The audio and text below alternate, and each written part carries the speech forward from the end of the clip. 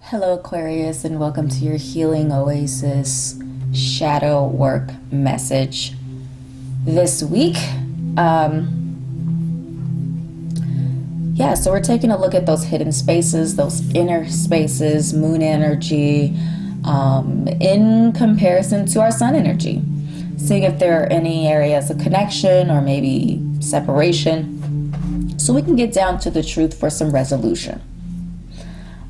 We have various different tools of divination. We have numerological dice, astro dice, tarot, oracle off to the sides as well we'll be using today.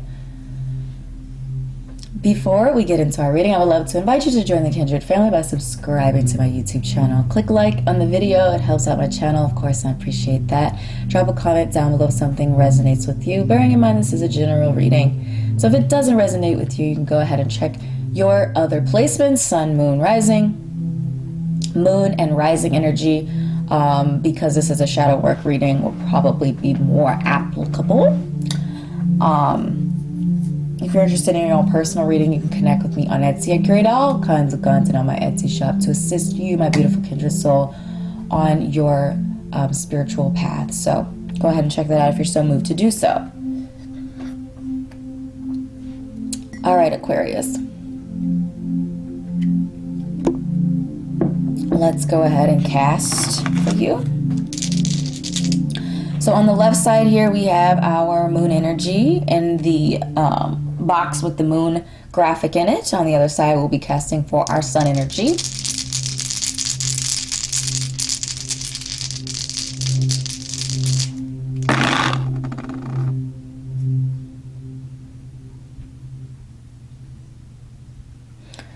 All right.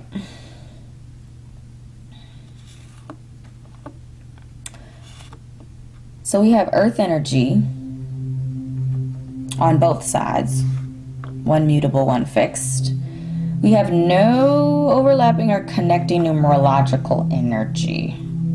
So that's an interesting thing to note here.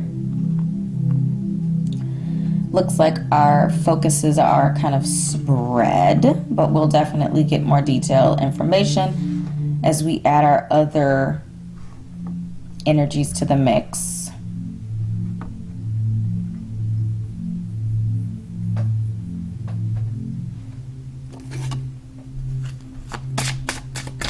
What's the guiding energy that our shadow would like to communicate with us today? What's that guiding energy?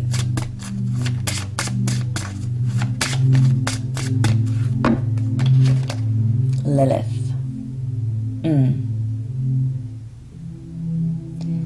Thief of life, hunger, animalism, instinct.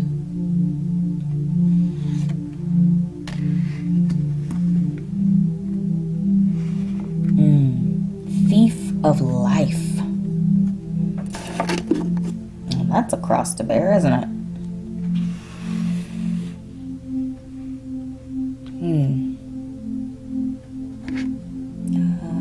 Okay. Let's take a look and see more pointedly what our inner space is trying to communicate here.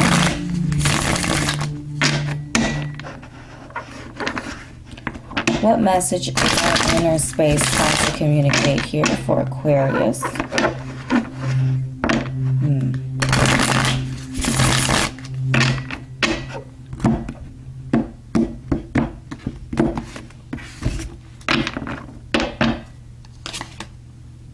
The World. Seven of Swords.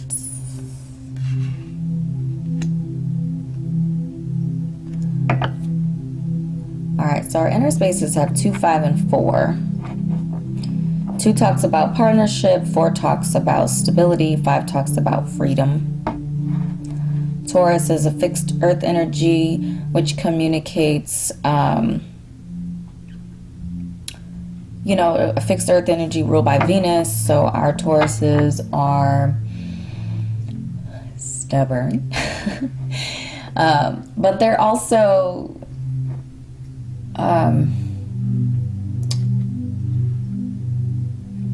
connected to beauty and like all of the earthly abundance and magnificence. So beauty, art, nice, like materialism or nice things, worldly indulgences.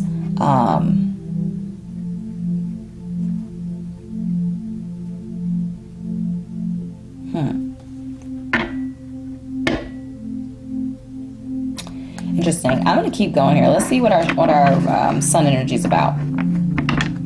Sometimes the story definitely becomes more clear the deeper we get into the reading. So let's go with that up. Feeling a lot of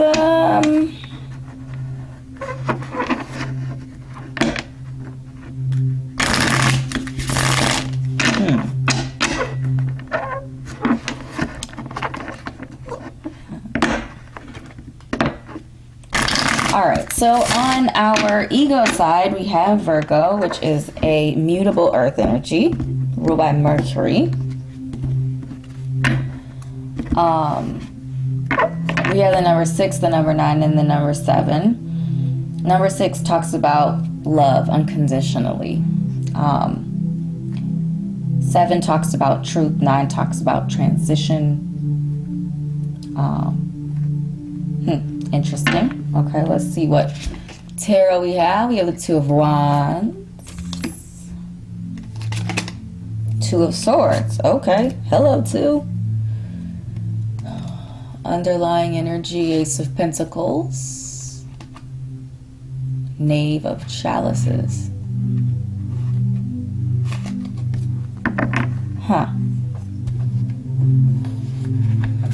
I'm just going to keep shuffling out cards because very interesting that we've got. We do have 3 2s though. And so the angel number 2. 2 talks about duality and collaboration.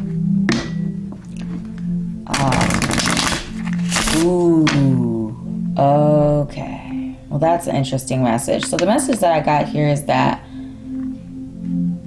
when we first cast, it seemed like these two energies had nothing except for Earth in common.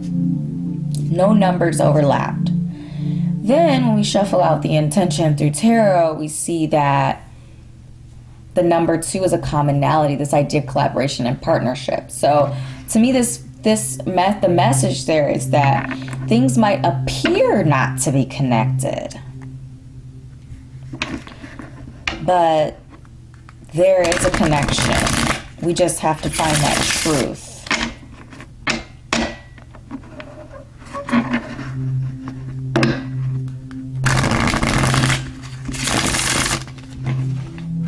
What is the thief of life?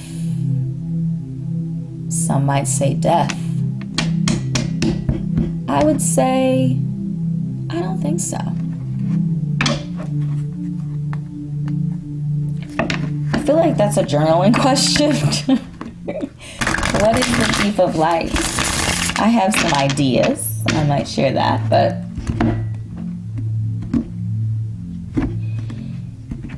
this Lilith card, I mean, Lilith talks about, it's almost like energy that gets cast aside, that with our desire to be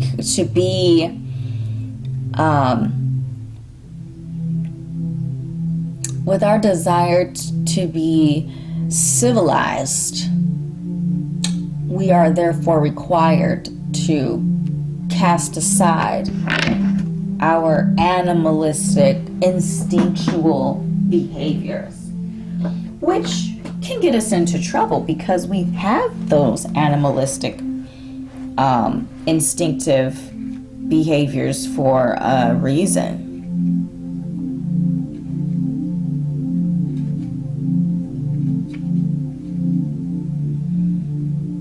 I am trying to see, because these aren't organized. They're organized by domain, and I don't... Oh wait, did I miss it? Apparently.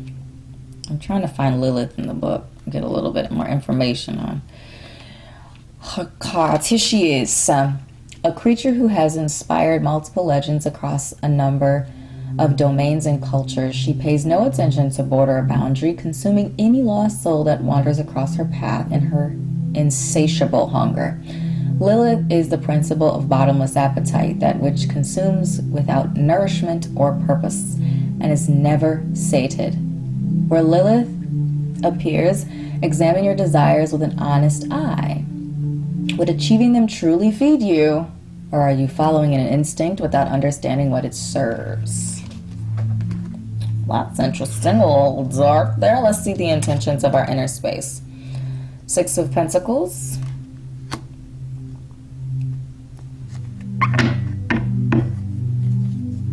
The Tower is underlining. The Tower is also covering up the Ten of Cups. So there's some sort of change that needs to happen. A dramatic change.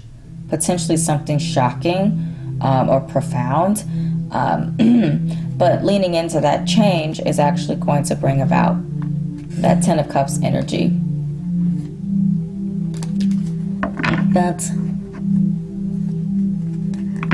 fulfillment, emotional fulfillment. It's almost like emotional release. So you're an Aquarius, you're an air sign.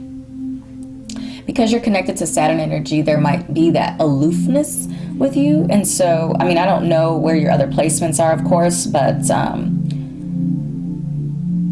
it almost feels like your water energy, for whatever, is like trapped behind a dam. So we even have the moon energy here represented by Earth, Taurus, fixed Earth, right? There's a stubbornness there.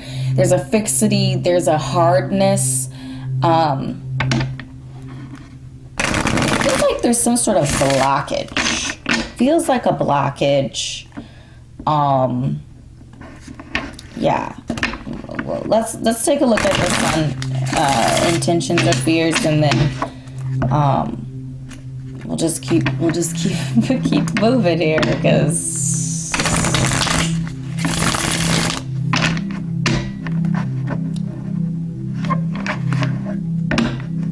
have you decided what that thief of life is yet? That's the key to your reading, by the way.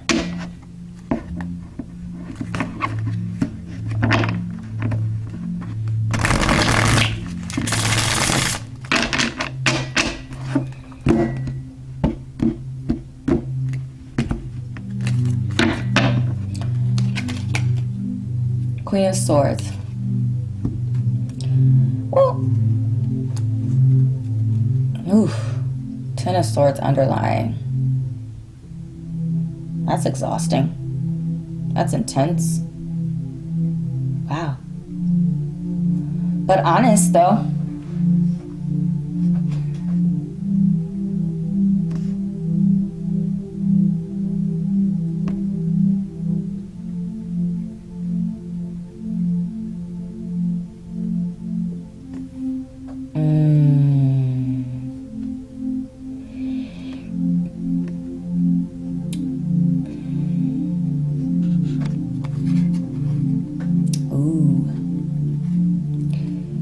So the Ten of Swords talks about being at the bottom of the mountain. In the Rider-Waite Tarot, you have all these swords sticking out your back, right? You're mentally spent. This is the end. On the horizon, and I feel like that's represented by the candles here, burning rather brightly, by the way. There's hope. Because when you're at the bottom, the only way to go, therefore, is up. But you have to make the decision to pick yourself up, right?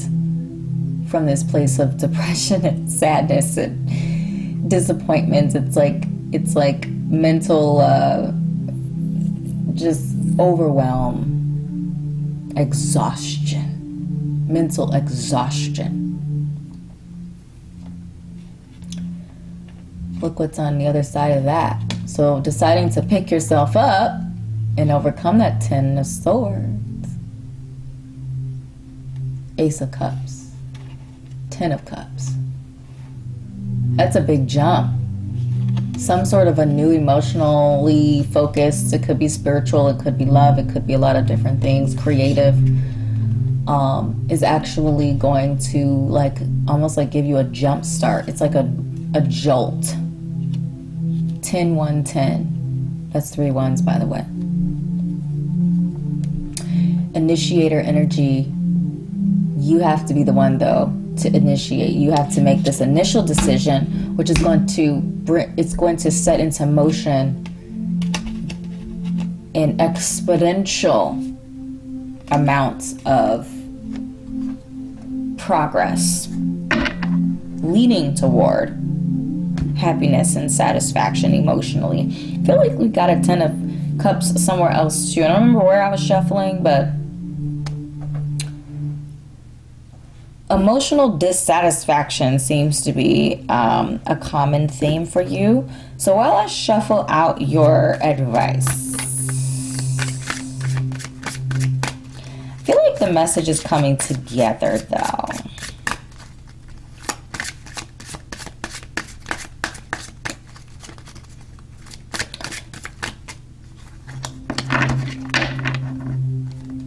We're going to come back to that Thief of Life here. Like I said, it's the key to your reading. All right.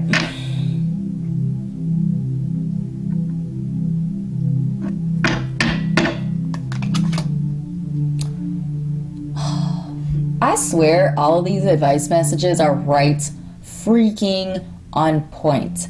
So you have a brow chakral energetic connection here that's connected to insight. So the lie is that there's no hope, but the truth is that there's a higher purpose. We have Clary Sage here, which is encouraging you to connect with your higher self and allow to be guided to your higher purpose. As the veil of illusion falls away, you will find your answer.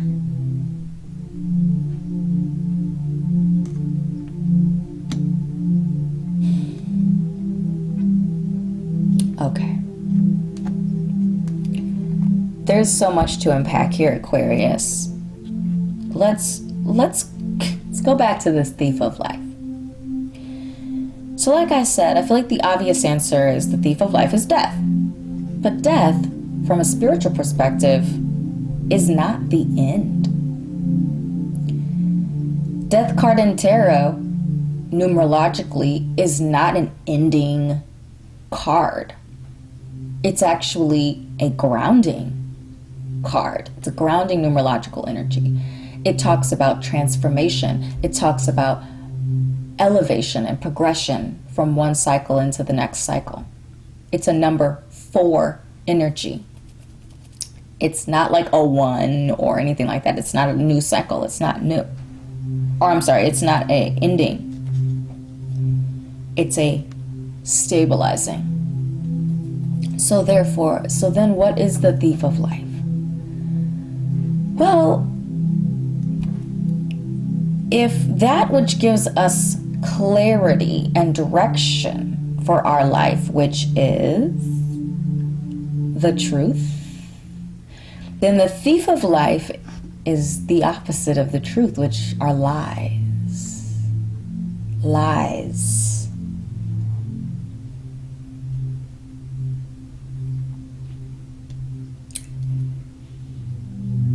The lie in your reading is that your sun, your moon, your inner space, and your outer space have absolutely nothing in common, that there is complete discord. One is completely focused on something. There's actually a lot of connectivity when I look at the energy together. First of all, we have that earth energy, grounding energy, practical energy. Yes, one is fixed, one is mutable, but that's necessary. You need some ability to flex and flow in order to get alignment.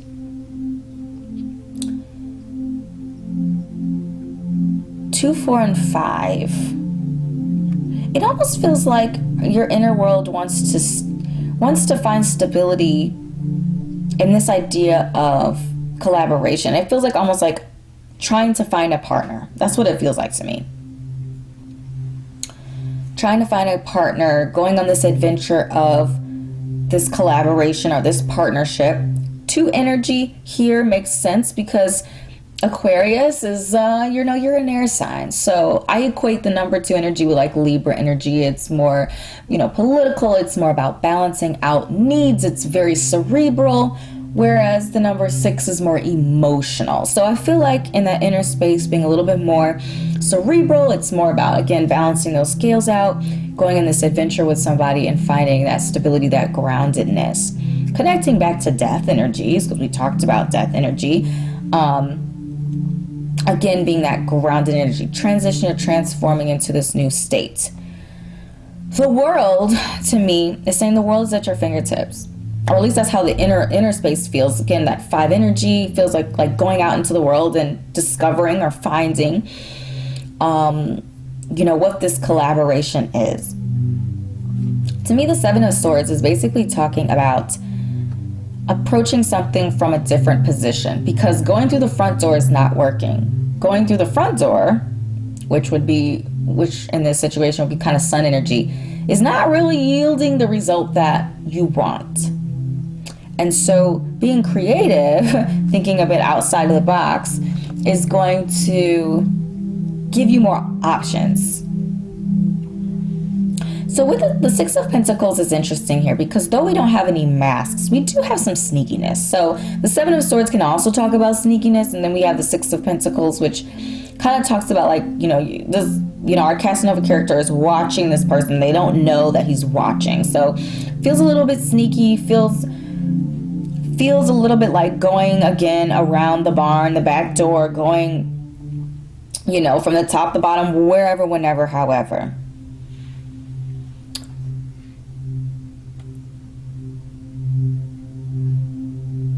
It almost is like that because there's the disconnect, right? The lie that we are not one, we are not connected.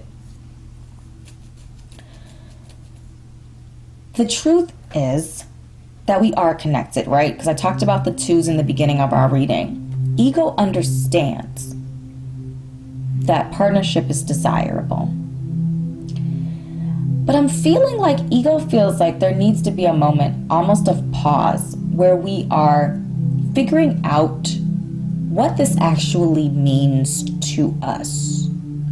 What does this partnership look like? What does this connection or blending of energy with somebody else actually look like for us? What is our truth in this partnership? It feels like a transition or a transformation of mind, because again, Virgo is ruled by Mercury. So it's almost like discovering and figuring out what that truth is, because the intentions of our sun energy is the Queen of Swords, finding that truth. There's an openness and an honesty here. And I feel like, again, it feels like the connections haven't been made here. But with insight and that brow chakra, the connection is through that intuition space.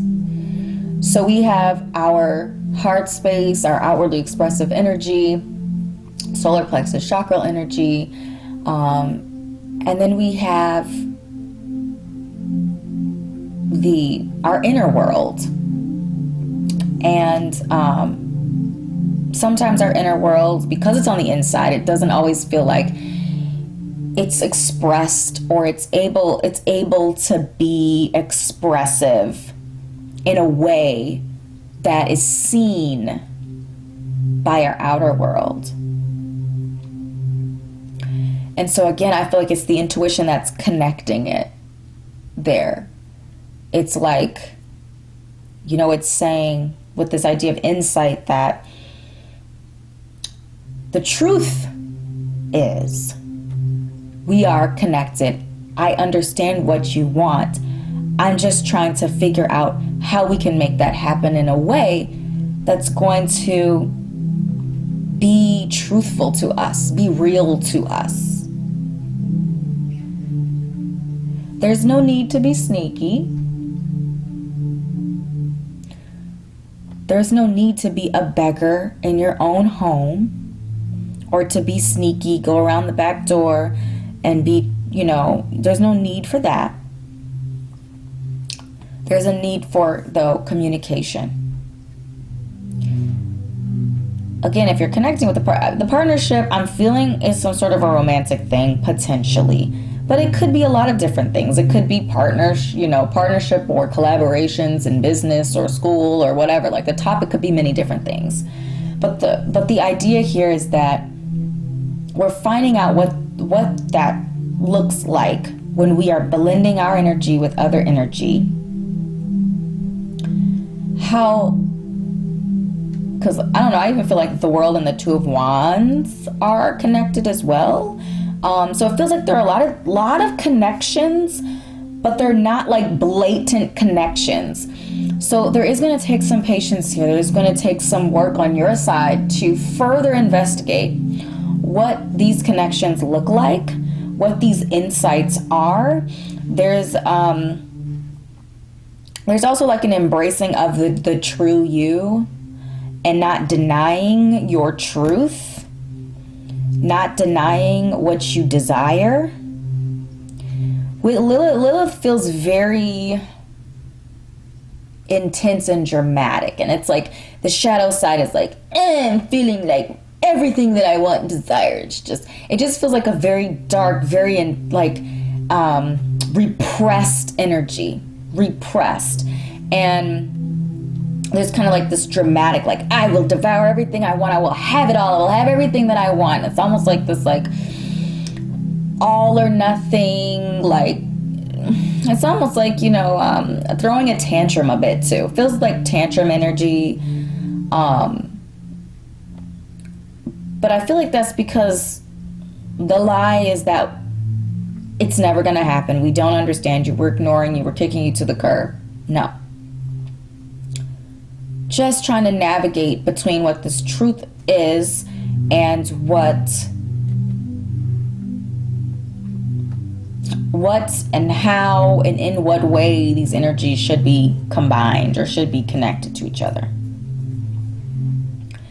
The more that I look at your spread, Aquarius, the more I see connection. It's not obvious, though, and I feel like that's the Seven of Swords energy. It's not obvious. It's not apparent at initial, like when you initially look at it. And this could also be talking about the opportunity, the person that you're supposed to be with, the school that you're supposed to go to, the program that you're supposed to study. Whatever the topic is might not be forthcoming. It might not be that blatantly obvious thing that's very obvious that you should engage with it. It might be more subtle. I feel like, again, the truth, I feel like, is something that has to be discovered. It has to be actively sought. That it's not going to be the low-hanging fruit. You're going to have to climb the tree to get the fruit that you're going after. Yes. That the thief of life, the thief of happiness, the thief of prosperity, the thief of abundance. We encountered the Ten of Cups a few times. We've encountered the Ace of Cups, connecting to the Ten of Cups as well as it with underlying energy. The thief of that life, again, its underlying energy is hidden. It's not on the surface. It's not the obvious choice. It's the underlying. It's in the dark right now because we have to discover it. We have to dig it up.